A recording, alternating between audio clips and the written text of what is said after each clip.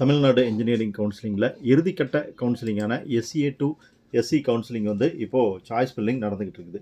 இன்றைக்கி காலையில் 9 மணிக்கு ஆரம்பித்த இந்த கவுன்சிலிங் வந்து ஈவினிங் 7 மணி வரைக்கும் நீங்கள் சாய்ஸ் ஃபில் பண்ணுறதுக்கான ஆப்ஷன்ஸ் கொடுத்துருக்கு.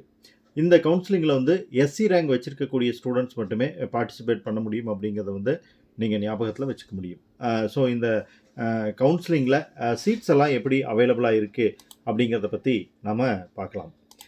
கம்ப்யூட்டர் சயின்ஸ் ரிலேட்டட் சீட்ஸ் பார்த்தீங்க அப்படின்னா computer science, cyber security, internet of things இந்த மாதிரி இருக்கக்கூடிய மொத்த இடங்களுடைய எண்ணிக்கை பார்த்தீங்கன்னா 220 இருக்குது.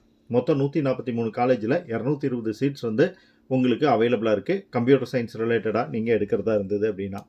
அதே சந்தர்ப்பத்தில் ட்ரிபிள்இ சம்மந்தமாக நீங்கள் எடுக்கிறதா இருந்ததுன்னா 39 காலேஜில் 50 சீட்ஸ் வந்து அவைலபிளாக இருக்குது.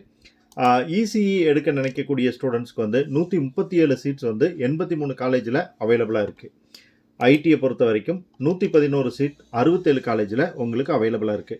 பட் இந்த எல்லா காலேஜ்லேயுமே நீங்கள் சீட் எடுக்கலாமான்னு கேட்டால் கண்டிப்பாக இல்லை அப்படின்னு தான் சொல்லணும்.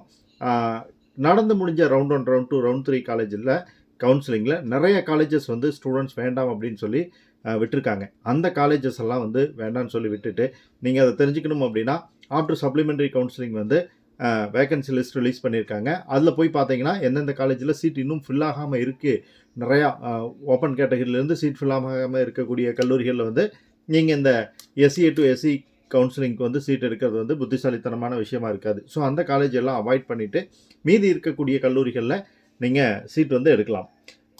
மொத்தமாக பார்த்தீங்கன்னா 779 சீட் வந்து இருக்குது.